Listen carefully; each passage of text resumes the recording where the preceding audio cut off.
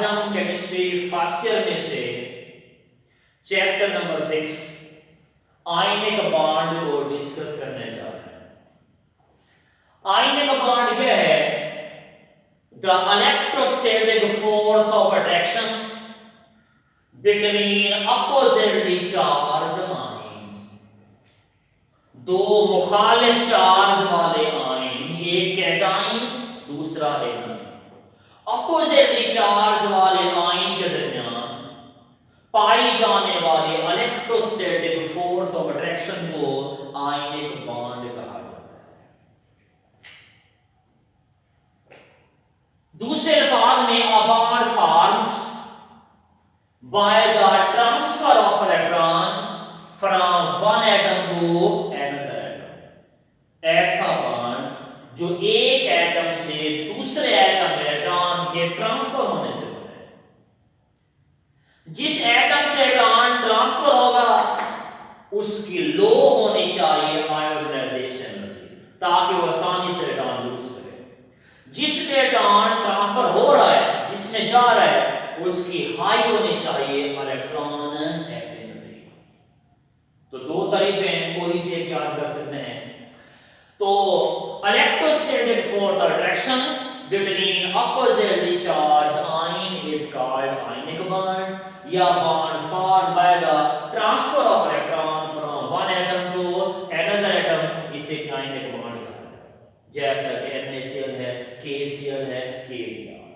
तो हम एक्सप्लेन कर रहे हैं फॉर्मेशन ऑफ पोटेशियम क्लोराइड जो कि आयनिक कंपाउंड है। उसके लिए पहले हम देखेंगे इलेक्ट्रॉनिक कॉन्फ़िगरेशन। पोटेशियम का एटॉमिक नंबर है 19।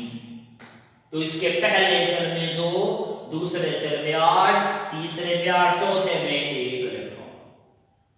हर एटम की ख्वाहिश होती है कि वो नोबल गैसों की तरह अपने आखिरी सेल में 8 इलेक्ट्रॉन का। नोबल गैसें क्या हैं? Helium, neon, argon, krypton. जैसा कि नोबल गैस है आर्गॉन।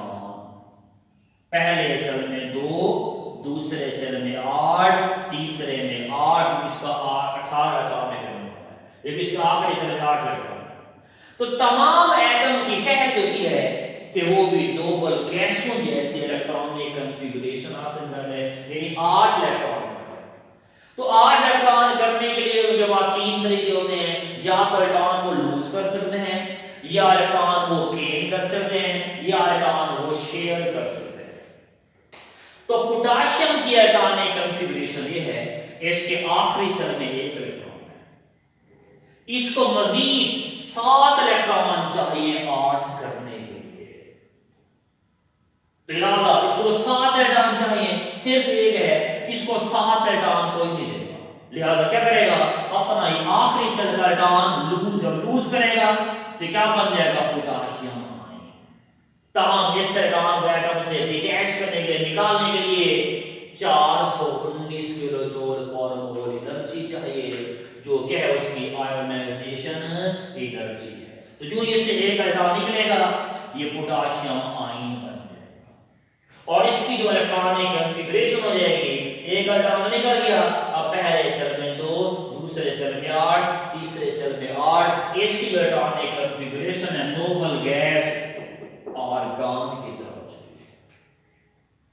क्लोरीन का एटॉमिक नंबर है 17। पहले सेल में 2, दूसरे सेल में 8, तीसरे में 7। इसको 8 करने के लिए मजीद सिर्फ 1 इलेक्ट्रॉन चाहिए। तो पोटेशियम जो इलेक्ट्रॉन लूज करेगा, क्लोरीन वो इलेक्ट्रॉन गेन करेगा, तो इसका चार्ज माइनस आएगा। तो जो इसमें इलेक्ट्रॉन ऐड होगा, एनर्जी रिलीज होगी, जो इसके इलेक्ट्रॉन एफिनिटी कहलाती है। देख लो, जो एक क्लोरीन इलेक्ट्रॉन को गेन करेगा, नेगेटिव आयन बन गया, और यहां एनर्जी रिलीज होनी है, जो इसके इलेक्ट्रॉन एफिनिटी कहलाती है। अब इसकी भी जो इलेक्ट्रॉनिक कॉन्फ़िगरेशन है नोबल गैस आर्गॉन की तरह चाहिए। अब ये अपोजिटली चार्ज वाले आयन बन चुके हैं, और अपोजिट चार्ज एक दूसरे को अट्रैक्ट करते हैं। इनके दरमियान अट्रैक्शन की फोर्स बनेगी, जिससे आयनिक बॉन्ड कहा जाता है। Electrostatic force attraction between oppositely charge ion is called ionic लिहाजा इनमें आयनिक बॉन्ड बन जाएगा। आयनिक कंपाउंड कोई भी होगा उसमें क्या होगा, बहुत सारे cation, A9, cation, A9 close pack होकर क्या बनाएंगे, क्रिस्टल लेटिस बनाएंगे। यदि ये बहुत सारे पोटाशियम है, बहुत सारे क्लोराइड है, ये आपस में जुड़ते रहेंगे, पोटाशियम है क्लोराइड है, पोटाशियम है क्लोराइड है, पोटाशियम है क्लोराइड है, तो उनकी क्लोज पैकिंग से क्या बन गई, क्रिस्टल लेटिस। क्रिस्टल लेटिस बनते ही एनर्जी रिलीज होगी। तो यहाँ क्या एनर्जी रिलीज हो रही है, हाँ जी 690 किलो जूल पर मोल, जो उसकी लेटेस्ट एनर्जी कहलाती है। क्योंकि अगर हमने जब ये क्रिस्टल लेटिस बनेगी इतना एनर्जी रिलीज होगी, अगर इसको हम तोड़ना चाहेंगे सेम एनर्जी ये पॉइंट टू क्या हो जाएंगे, तो इस एनर्जी को क्या कहा जाएगा, उसकी लेटेस्ट एनर्जी है। जितने भी आयनिक कंपाउंड होते हैं वो क्रिस्टल लेटिस की फॉर्म में होते हैं, इनमें proportionate number of cation, A9, cation alternate manner में पैक होते रहेंगे, क्रिस्टल लेटिस बनाते हैं। इसके बाद पहले ग्रुप के एलिमेंट्स, पहले ग्रुप में क्या आ रहा है, lithium, sodium, potassium, rubidium, caesium और फ्रांसियम। पहले ग्रुप के element are called good loser, ये एटॉम को लूज करते हैं। सिमिलरली सेवन ग्रुप के element fluorine, chlorine, bromine, iodine, these are called good gainer, ये एटॉम को गेन करते हैं। इसी तरह सेकंड ए ग्रुप के एलिमेंट क्या है, beryllium, magnesium, calcium, strontium, barium, radium, ये भी क्या होते हैं, इलेक्ट्रॉन लूजर होते हैं। इसी तरह 6 ए ग्रुप के element oxygen, sulphur, selenium, tellurium, polonium, ये भी क्या है, गुड गेनर होते हैं इलेक्ट्रॉन। तो जब भी पहले और सातवें ग्रुप का कोई एलिमेंट करीब करीब आएगा, इनमें आयनिक बॉन्ड बन जाएगा। मसलन पोटाशियम और क्लोरीन, पोटाशियम और क्लोरीन अभी हमने वजाहत की है। पोटाशियम का एटॉमिक नंबर है 19, पहले सेल में 2, दूसरे सेल में 8, तीसरे में 8, चौथे में। क्लोरीन का एटॉमिक नंबर 17 है, पहले में 2, दूसरे में 8, तीसरे में 7। देखो जब करीब आएंगे ये एक इलेक्ट्रॉन लूज करेगा, ये एक इलेक्ट्रॉन गेन, तो पोटाशियम पर 4 प्लस 1 आएगा, क्लोरीन पर 4 माइनस 1 आएगा, तो इनमें क्या बन जाएगा, आयनिक। इसी तरह सोडियम और क्लोरीन अगर करीब करीब है, सोडियम का एटॉमिक नंबर 11, पहले सेल में 2, दूसरे सेल में 8, तीसरे में 1। जब सोडियम क्लोरीन करीब आएंगे, ये एक इलेक्ट्रॉन लूज करेगा, एक इलेक्ट्रॉन गेन करेगा, तो सोडियम पर 4 प्लस 1 मोनोवैलेंट कैटाइन, क्लोरीन पर 4 नेगेटिव आएगा, यूनी नेगेटिव। इनमें क्या बन जाएगा, 4 कैंसिल, NaCl बन जाएगा, आयनिक कंपाउंड बन जाएगा। इस तरह सोडियम और फ्लोरीन जब करीब है, फ्लोरीन का एटॉमिक नंबर 9 है, पहले सेल में 2, दूसरे में 7। ये एक इलेक्ट्रॉन लूज करेगा, ये एक इलेक्ट्रॉन गेन करेगा, इस पर 4 प्लस 1 आएगा, इस पर 4 माइनस 1, NF, इसमें आयनिक बॉन्ड बनता है। इसी तरह सेकंड और फिफ्थ ग्रुप के एलिमेंट करीब करीब है, इनमें भी आयनिक बॉन्ड एक्सपेक्टेड है। मसलन कैल्शियम और ऑक्सीजन, कैल्शियम का एटॉमिक नंबर है 20, पहले सेल में 2, दूसरे सेल में 8, तीसरे सेल में, चौथे सेल में 2, पहले सेल में 2, दूसरे में 8, तीसरे में 8, चौथे में 2। ऑक्सीजन का एटॉमिक नंबर 8 है, पहले में 2, दूसरे में 6। तो जब कैल्शियम और ऑक्सीजन करीब आएंगे, इसे 8 करने के लिए 2 चाहिए, इसे 8 करने के लिए 6 चाहिए, 6 तो कोई मिलेगा, यार जब करीब आएंगे ये 2 इलेक्ट्रॉन लूज करेगा, 2 इलेक्ट्रॉन गेन, तो कैल्शियम क्या बन जाएगा, डाइपास्टेलाइन। ये इलेक्ट्रॉन जब गेन करेगा, इस पर 4 माइनस 2 आ जाएगा, इनके 4 कैंसिल, क्या बन गया, कैल्शियम ऑक्साइड। रेशियो क्या रहेगी, 1 और 1, एक कैल्शियम है और एक ऑक्साइड। इसी तरह कैल्शियम और सल्फर करीब है, सल्फर का एटॉमिक नंबर 16, पहले सेल में 2, दूसरे सेल में 8,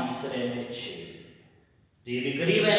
ये 2 इलेक्ट्रॉन दूसरे का 2 इलेक्ट्रॉन गेन, कैल्शियम पर 4 +2 आएगा, सल्फर पर 4 -4 कैंसिल, क्या बन गया कैल्शियम सल्फाइड।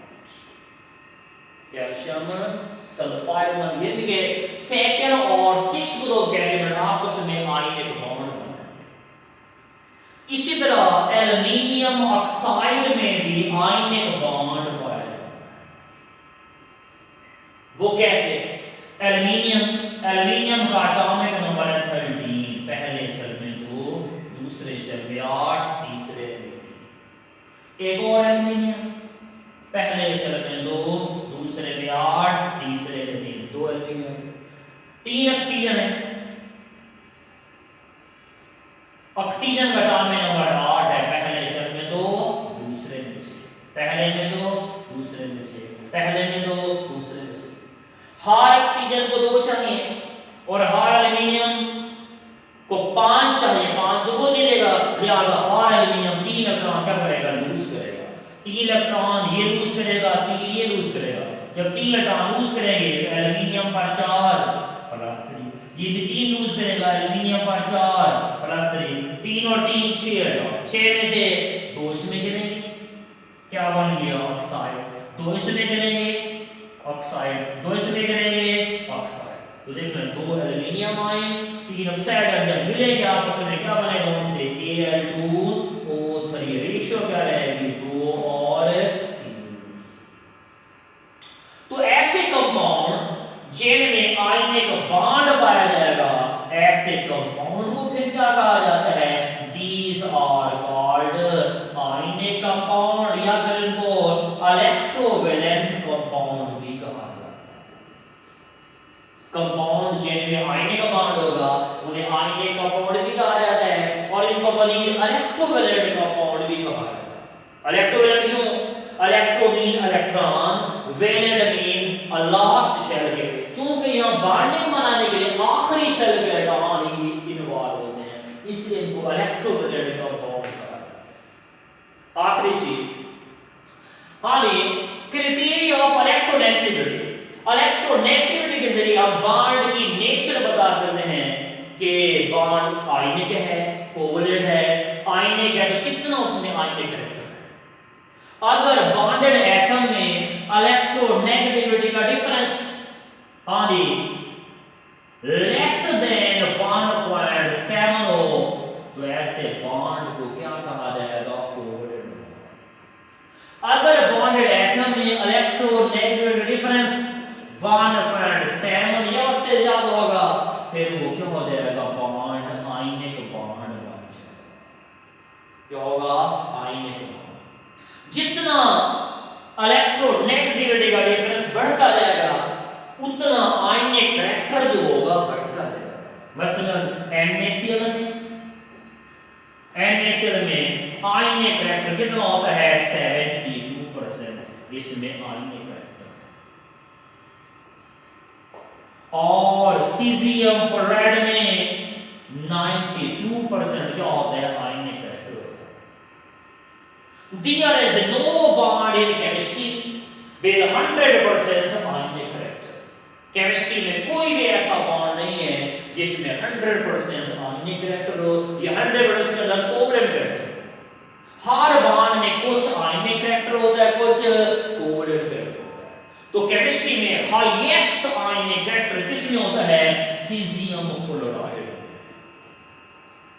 100% आयनिक करैक्टर हो सकता है क्योंकि पीरियोडिक टेबल में सबसे ज्यादा हाईएस्ट इलेक्ट्रोनेगेटिविटी फ्लोरीन की है। अब अगर सीजियम की बजाय ऐसा एलिमेंट डिस्कवर हो जाए जिसकी इलेक्ट्रोनेगेटिविटी सीजियम से भी कम हो जाए तो फिर आयनिक इलेक्ट्रोनेगेटिविटी से करीब हो जाएगा।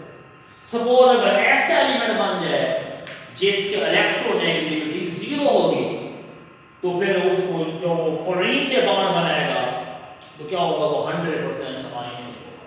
मगर सबसे लोएस्ट इलेक्ट्रोनेगेटिविटी सीजियम की होती है और सबसे ज्यादा इलेक्ट्रोनेगेटिविटी फ्लोरीन की होती है। इट मीन इलेक्ट्रोनेगेटिविटी का डिफरेंस यहाँ सीजियम और फ्लोरीन में होता है और सबसे ज्यादा आयनिक करैक्टर भी सीजियम फ्लोराइड में होता है। Thank you ji.